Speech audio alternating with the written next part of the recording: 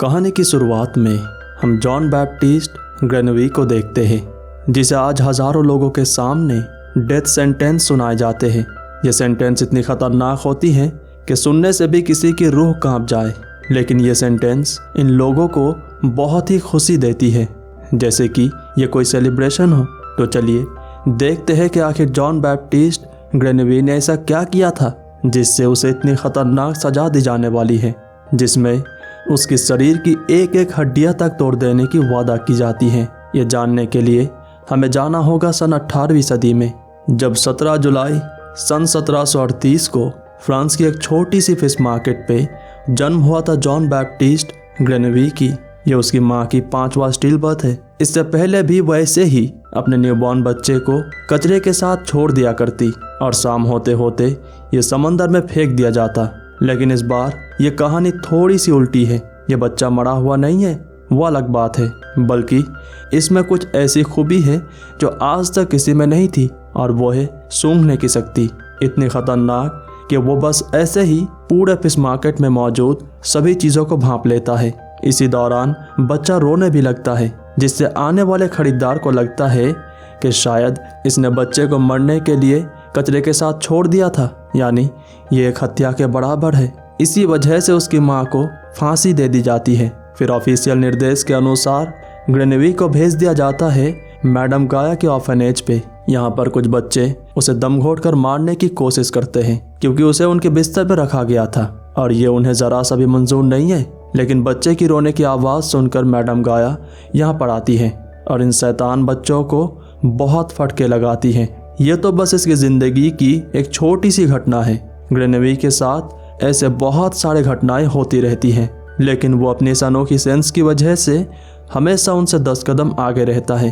अब तक ग्रेनवी समझ चुका था कि वो बाकी दुनिया से बिल्कुल अलग है। उसकी इन अजीब चीज़ों को सूंघना, उन्हें महसूस करना, शायद यही वजह थी जिससे ऑर्फनेज के बच्चे उसे नॉर्मल नहीं समझते थे। उसकी यह सूंघने की शक्ति इतनी बेहतरीन थी कि वो बस ऐसे ही लेटे लेटे मीलों दूर मौजूद चीज़ों को बस सूंघ कर ही समझ जाता था कितनी दूर कौन सी चीज़ है, यहाँ तक कि पानी के नीचे मौजूद चीज़ों को भी। जब मैडम गाया के पास उसके लिए कोई रूम नहीं बचता तो वो उसे बेच देने की फैसला करती है। 7 फ्रांक्स के बदले उसे बेच दिया जाता है टैनरी ओनर ग्राइमल के हाथों। लेकिन ये पैसे वो हजम भी नहीं कर पाती। वापस जाते समय इन्हीं पैसों की वजह से उस पर हमला होता है, जिसमें वो अपनी जान गंवा देती है। इधर टैनरी में ग्रेनवी दिन में 15 से 16 घंटा काम करता है, चाहे वो सर्दी हो या गर्मी। हालांकि वो इस टैनरी के बाहर की दुनिया से भी रूबरू होना चाहता है। न जाने कितने सारे सेंट्स उसके इंतज़ार में हैं। करीब 5 साल बाद उसे ये मौका मिलता है। पेरिस से लेदर की ऑर्डर आया होता है, जिसमें ग्राइमल उसे अपने साथ ले जाता है। यहाँ पेरिस के रास्तों में वो हज़ारों खुशबू महसूस करता है, चाहे वो अच्छी हो या बुरी। इससे उसकी कोई लेना देना नहीं है, बस वो नया होना चाहिए। जब ग्राइमल अपने कामों में बिजी होता है तो ग्रेनवी कोशिश करता है बस थोड़ी सी खुली हवा में सांस लेने की। इसी दौरान वो एक परफ्यूम की दुकान की तरफ आकर्षित होता है, खासकर यहाँ मौजूद एक सेंट एमोर एंड साइकी की तरफ। इसी दौरान उसके पास से एक लाल बालों वाली लड़की गुजरती है, जिसकी शरीर की स्मेल ग्रेनवी को एमोर एंड साइकी से भी ज़्यादा आकर्षित करता है। ग्रेनवी उसकी तरफ खींचा चला जाता है। वो बिना कुछ सोचे ही उस लड़की को सूंघना शुरू करता है। इससे वो लड़की डर जाती है और भागते हुए पेरिस की अंधेरी गलियों में जैसे गायब हो जाती है। फिर भी ग्रेनवी पागलों की तरह उसके पीछा करता है। उसे ना देखने के बावजूद उसकी शरीर के स्मेल की वजह से उसे ढूंढ लेता है। यहाँ भी वो चोरी छुपे उस लड़की को सूंघना शुरू करता है। लड़की को जब महसूस होता है और वो चिल्लाने ही वाली होती है तो ग्रेनवी उसे कस के पकड़ लेता है, क्योंकि आसपास एक कपल अपने रोमांटिक समय बिता रहे हैं। लेकिन यहाँ वो लड़की दम घुटने की वजह से टपक जाती है। हालांकि ऐसा करने की ग्रेनवी की कोई इरादा नहीं था। कहते हैं ना, काम करने जाते हैं तो कांड हो जाता है, तो क्यों ना इसका पूरा लुत्फ उठाया जाए। ग्रेनवी ऐसा ही सोचता है। वो इस लड़की के कपड़े उतार कर उसके शरीर के हर एक हिस्सा सूंघता है, लेकिन ये एक डेड बॉडी है। इसकी शरीर की स्मेल बहुत जल्द गायब होने लगते हैं। इससे ग्रेनवी तो जैसे वाखला जाता है। खैर, अब कोई फ़ायदा नहीं, उसे ग्राइमल के पास लौट आना पड़ता है। यहाँ उसे बहुत फटके पड़ते हैं, क्योंकि वो काम के वक्त यहाँ मौजूद नहीं था। पूरी रात वो सो नहीं पाता, मार खाने की वजह से नहीं बल्कि उस लड़की की एक्स्ट्राऑर्डिनरी सेंट की वजह से। उसे किसी भी तरह से जानना है कि सेंट को किस तरह से प्रिजर्व किया जाता है। ऐसी खूबसूरत सेंट वो दोबारा खोना नहीं चाहता। इसी खूबसूरत शहर पेरिस में एक बहुत ही मशहूर परफ्यूमर था बाल्दिनी, लेकिन अपनी जवानी के वक्त में उससे बेहतर परफ्यूमर इस शहर में कोई दूसरा नहीं था। पर अब वो जैसे खोया खोया रहता है, मानो जैसे कि अपने काम से रिटायर होना चाहता हो। उसकी फ्रेंच चेनियर एमोडन साई की लाया होता है। वो चाहता है कि बाल्दिनी से टेस्ट करे, लेकिन वो ऐसा करने से मना कर देता है। उसका कहना है कि दूसरे की सेंट पे उसकी कोई लालच नहीं है। फिर भी जब वो अपने कमरे में अकेले होता है तब उससे रहा नहीं जाता और वो इस सेंट को टेस्ट करना शुरू करता है। लेकिन बहुत कोशिशों के बावजूद वो इस सेंट की सारे इंग्रेडिएंट्स समझ नहीं पाता। कुछ ही घंटे बाद ग्रामल की तरफ से ग्रेनेवी लेदर की डिलीवरी लाया होता है। अब तक उसे भनक लग चुकी है कि यहाँ पर हजारों सेंट्स के नमूने मौजूद है। जाने से पहले वो बाल्दिनी से पूछता है क्या वो नहीं चाहता कि यह चमड़ी खुशबूदार बने, लाइक अ मॉडर्न साइकी जो उसके पूरे बदन से महक रही है। बाल्दिनी मन ही मन यह चाहता तो है, लेकिन यह जताता नहीं है। वो इस सेंट की इंग्रेडिएंट्स नहीं समझ पाया तो आखिर ये बच्चा क्या ही उखाड़ लेगा। कम से कम बाल्दिनी का तो यही मानना है। लेकिन बस कुछ ही मिनटों में ग्रेनेवी सारे इंग्रेडिएंट्स उसके सामने रख देता है। बाल्दिनी उसकी इस खूबी से बिल्कुल हैरान तो होता है, लेकिन उसे लगता है कि यह बस एक कोइंसिडेंस है। लेकिन फिर भी ग्रेनेवी की बार बार रिक्वेस्ट करने की वजह से ही बाल्दिनी उसे अमोडन साइकी बनाने की मौका देता है। ग्रेनेवी बिना किसी मेजरमेंट्स के बहुत ही आसानी से अमोडन साइकी बना देता है। उसकी इस काबिलियत से हमारे अलावा बाल्दिनी भी हैरान होता है। फिर ग्रेनेवी उसे कहता है कि ये तो बस एक छोटा सा नमूना है, वो इससे भी बेहतर से बेहतरीन सेंट बना सकता है। और बिल्कुल उसकी आंखों के सामने ही ग्रेनेवी बना भी देता है।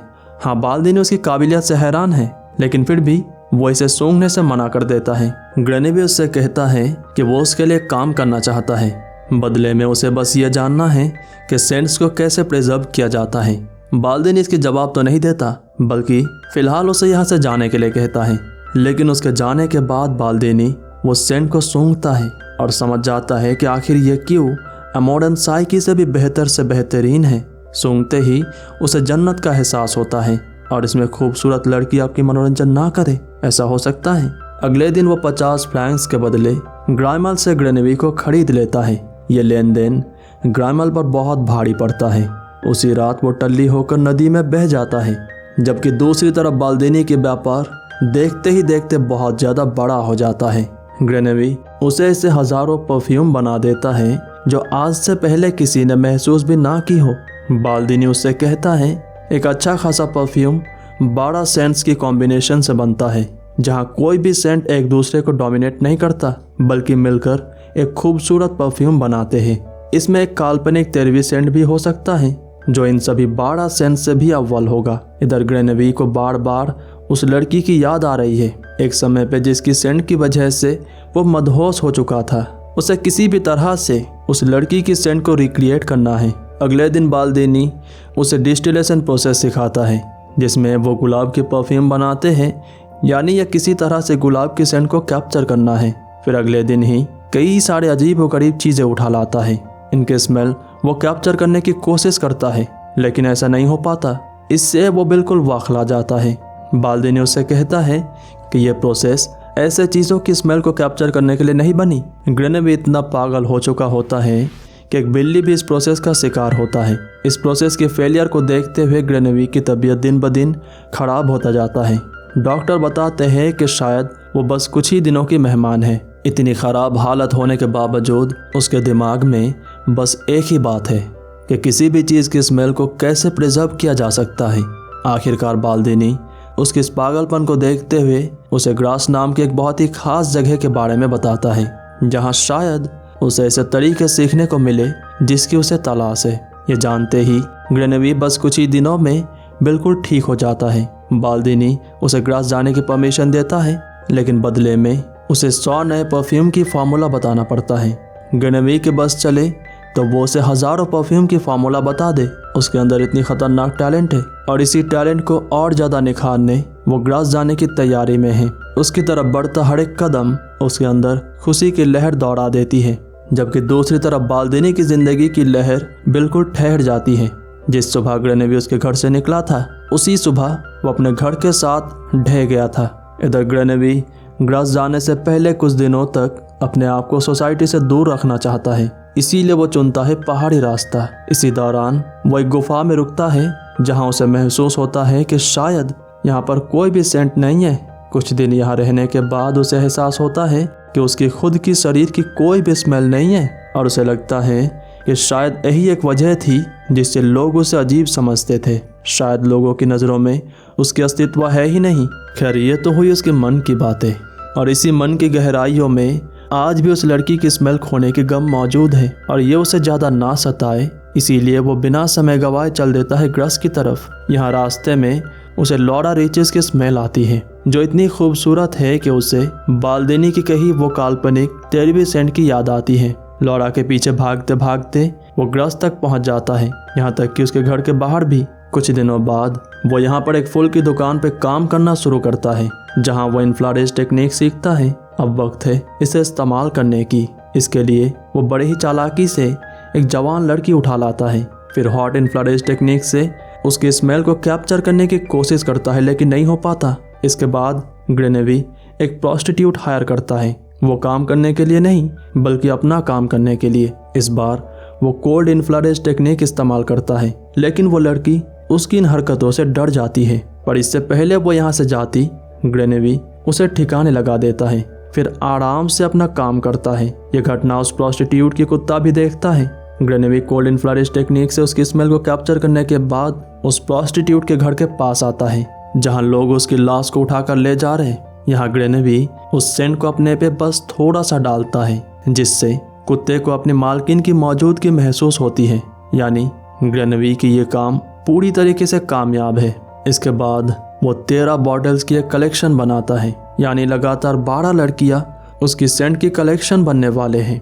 दूसरी तरफ एंटोइन रिचेस के घर पे लॉरा के लिए एक फंक्शन होता है, जहां ग्रेनेवी उसे चुपके से देख रहा होता है। उसका इरादा है लॉरा को उठाने की, लेकिन जब वो सभी हाइड एंड सीक खेलना शुरू करते हैं और मौका मिलने पर ग्रेनेवी लॉरा को पकड़ नहीं पाला होता है, पर उसके फियांसे मार्कस की वजह से ऐसा नहीं हो पाता। इसीलिए ग्रेनेवी यहाँ पर आई 2 जुड़वा लड़कियों को उठा लेता है, फिर इनके भी स्मेल कैप्चर करने के बाद यानी सेंट बनाने के बाद ऐसे ही नंगा नदी में फेंक देता है, जिससे शहर में हलचल मच जाती है। कुछ लोग शहर में कर्फ्यू लगाना चाहते हैं, लेकिन यहाँ बैठे बड़े लोगों के बिजनेस में घाटा होगा ये सोचकर कर्फ्यू नहीं लगाया जाता। इधर ग्रेनेवी अपना काम जारी रखता है और एक के बाद एक लड़की पकड़ता जाता है और उनके परफ्यूम बनाता जाता है। इनकी नंगी शरीर को ऐसे ही फेंक दिया करता है।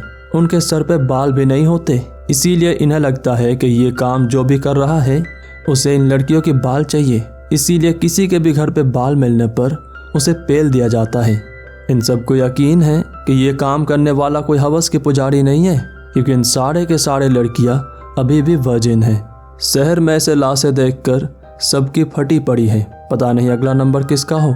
पर लॉरा के पिता एंटोइन नोटिस करते हैं कि ये काम करने वाला जरूर किसी तरह की चीज़ें इकट्ठा कर रहा है, वो भी ऐसे लड़कियों से जो खूबसूरत है, और इस शहर में लॉरा से ज़्यादा खूबसूरत तो कोई नहीं है। एंटोइन समझ जाता है कि सन की आदमी की कलेक्शन लॉरा के बिना पूरा नहीं होने वाला, और वो उसके पीछे जरूर आएगा। उसकी यह अंदाज बिल्कुल सही है। ग्रेनेवी 12 लड़कियों की परफ्यूम बना चुका है और अब उसकी नज़र लॉरा पे है, जो उसकी 13वीं परफ्यूम है।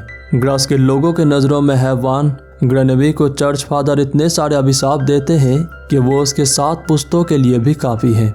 उसकी खौफ शहर में इतना है कि एंटोइन अपनी बेटी को ज़रा सा भी बाहर छोड़ने से भी डरता है।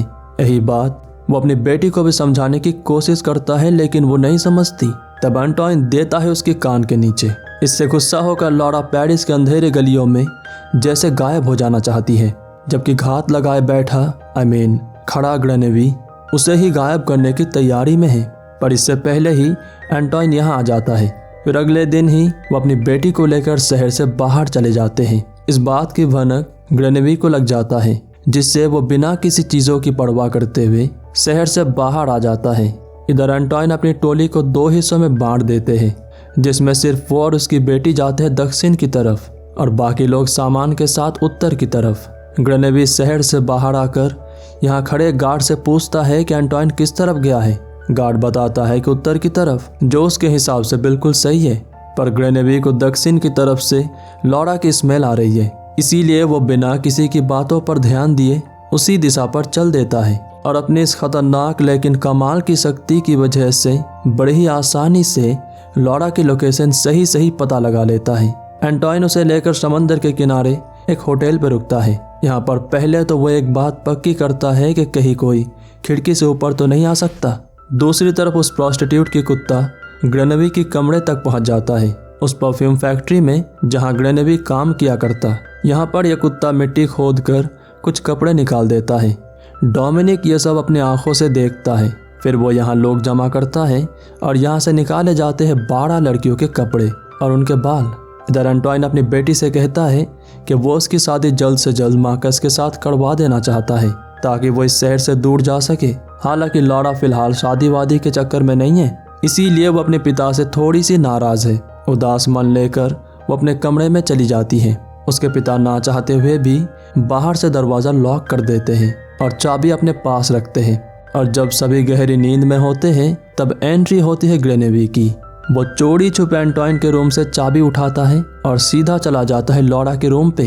फिर सीन कट होता है और हम सुबह देखते हैं एंटोइन पहले लौरा के रूम पे जाता है और अपनी बेटी को ऐसे हालत में देखकर वो तो बिल्कुल टूट ही जाता है। अब तक पूरे शहर में खबर फैल चुकी है कि ये सारा कांड ग्रेनेवी की है, क्योंकि जिस कमरे से वो कपड़े मिले थे वो ग्रेनेवी की थी और अब पूरे शहर में पुलिस उसके पीछे है। दूसरी तरफ ग्रेनेवी अपनी 13वीं सेंट तैयार करने में बिजी है। ये तैयार होते ही वो इन 13 परफ्यूम को मिलाकर एक अनोखा परफ्यूम बनाता है। लेकिन अब उसकी यह किस्सा खत्म होने की कगार पे है।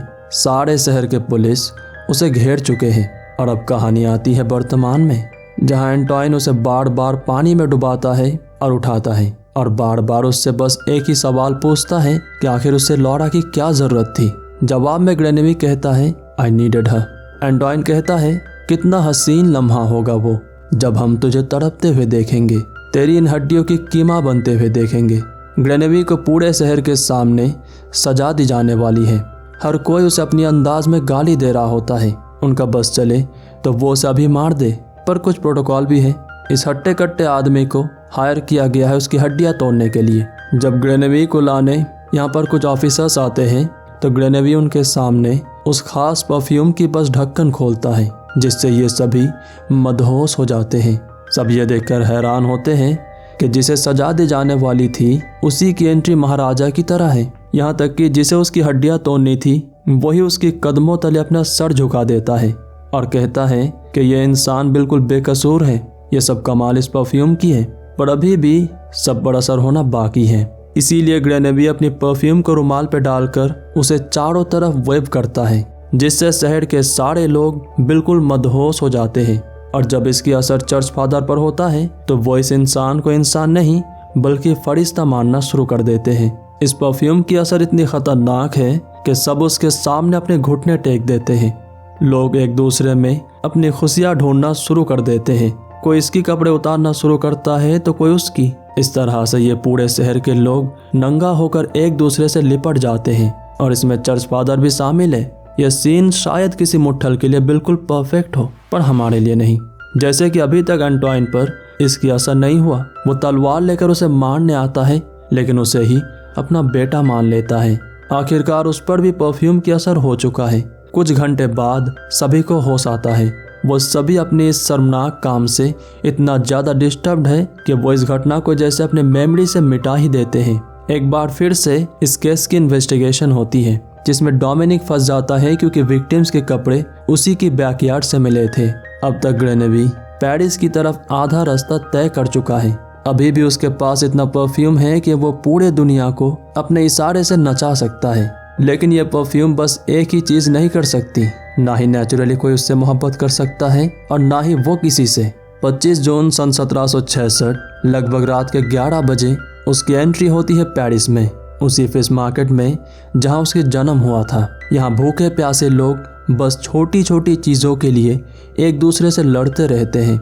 इन्हीं के सामने ग्रेनेवी बचा हुआ परफ्यूम अपने पे डाल देता है और यही भूखे प्यासे लोग उस पर ऐसे टूट पड़ते हैं जैसे कि कोई भूखा खाने पर कुछ ही मिनटों में ग्रेनेवी जैसे पृथ्वी से गायब हो जाता है। इन लोगों को आज ऐसा लगा जैसे उन्होंने जिंदगी में कुछ किया हो, सिर्फ और सिर्फ प्यार के खातिर। कुछ दिनों बाद यहाँ कुछ बच्चे खेलने आते हैं और ग्रेनेवी की बची हुई कपड़े और जूते उठा ले जाते हैं। कहानी के आखिर में हम देखते हैं कि यहीं पर रोड पर पड़ा हुआ ग्रेनेवी की खास परफ्यूम की आखिरी बूंदें जमीन पर गिरते हैं। उम्मीद करते हैं ये कहानी आपको पसंद आई होगी।